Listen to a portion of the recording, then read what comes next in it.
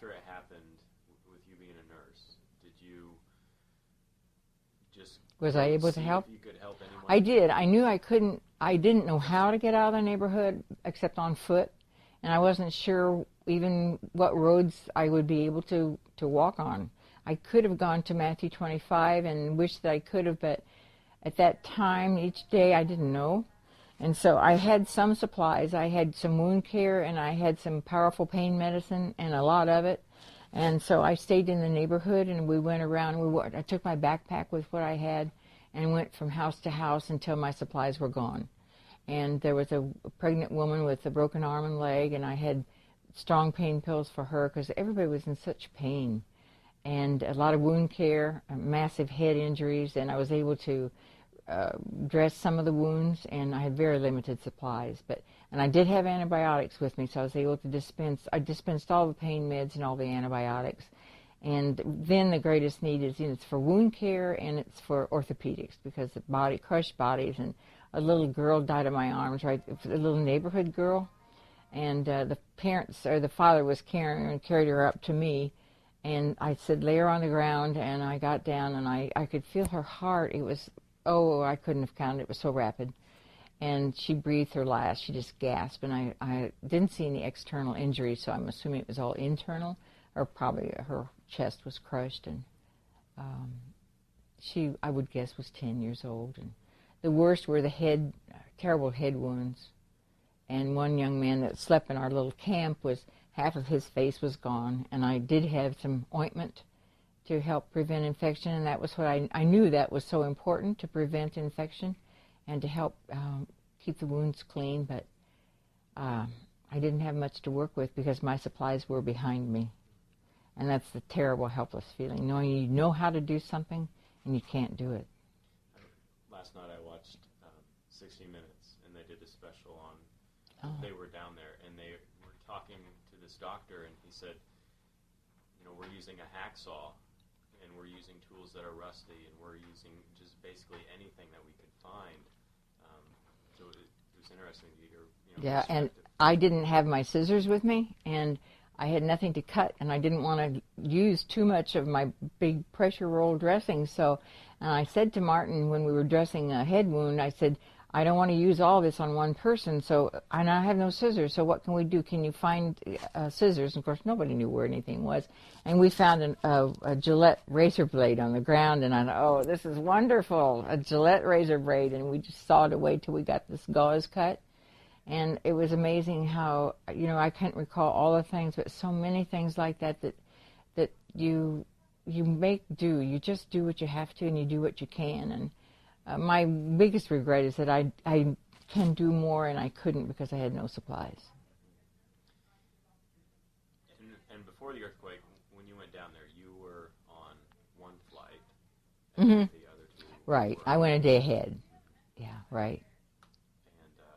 And they had the big suitcases with most of the supplies. Fortunately, I did have some. I grabbed a first aid kit that I've used for when I go on a Red Cross. So I just thought, on the last minute I threw it in. I thought, who knows?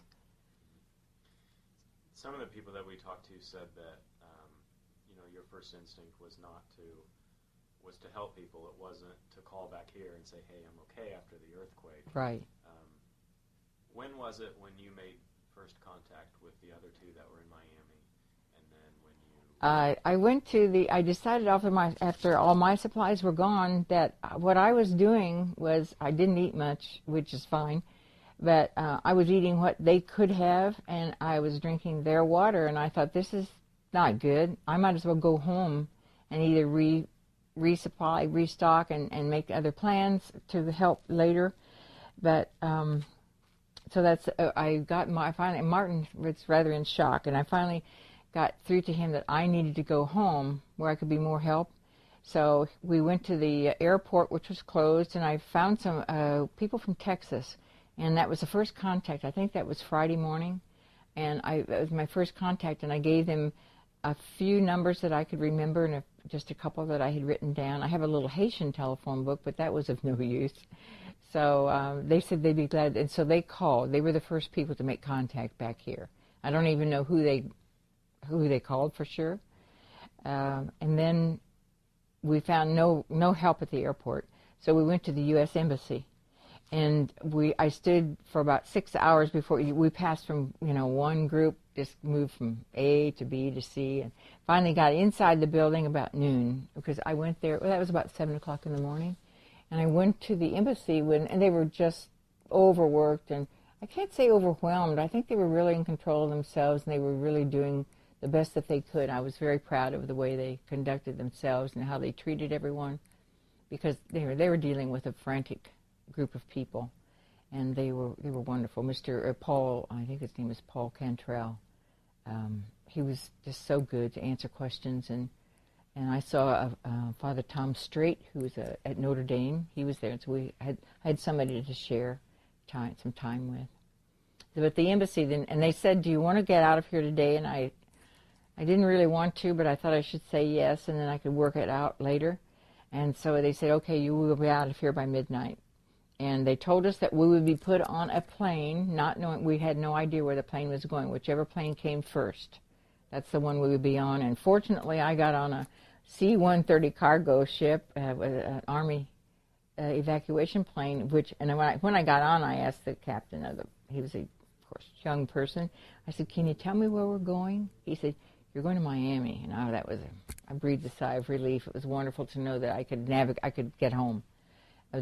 Some of the people went to Santo Domingo, and some went to the DR. And then they had to work it out, to get back from there. Were there a lot of other people that were kind of in your same situation, Americans that were trying to get back home? It was interesting. Very few blondes or white people. Not many, but there was some people from Upland, Indiana there, but mostly Haitian Americans who had been there for the holidays, because I talked to a lot of people while I was in the airport or at the embassy, mostly people who had been down for the holidays that had not returned home yet. They're saying, people are trapped under the rubble and stuff because they have no equipment to get them out. Mm-hmm. What kind of an effort was it, did you notice, of people just trying to get out their loved ones? In the neighborhood where I was, they know each other, and they knew who was accountable. There were 5 people that died in the house next door to Martin's, or very nearby. It was a family, 2 or 3 children and the parents, and maybe a grandparent, I'm not sure, but they said there were 5 people. And everybody was accounted for, like our house was accounted for, and they went around asking. And I had lived in Haiti a few years ago, so I knew that neighborhood a bit, and it was heartwarming to see Maxime and Giovanni, the guys that worked at hospice, and we were comfort for each other. What's Martin's plan and his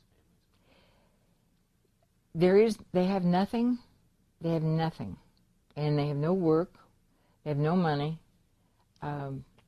They're just going to have to sit on that hill. I know where they are right now. There's no place for them to go. There's no empty space. There's no space for anything. We slept in an area about the size of this room, and there were 25 the first night, and then by the next night there must have been 50. And as I left, there were probably 125 people in a very small area. We tried to get under a banana tree during the day when the sun was hot, and the sun goes down very early over the mountain, so we were lying down by 7 p.m. But Martin there is no plan, and they're not going to get any help. Those people know they are not going to get help to rebuild their houses. It's going to have to be on a one-to-one basis, and no middleman. And that's the best, and I've realized that for a long time, so I don't intend to, I know the Red Cross, and they all need help, and I'm sure they're getting lots and lots of funds now. After disaster, and it's a good thing. It's a good thing not that the disaster happens, but people respond to that, and the Americans are very generous people, and I have connections that I know I want my money and my friends I'm going to ask to give directly to Martin, a fund that I hope when I leave here today to be able to set something up. The banks are closed today, and I can't do much.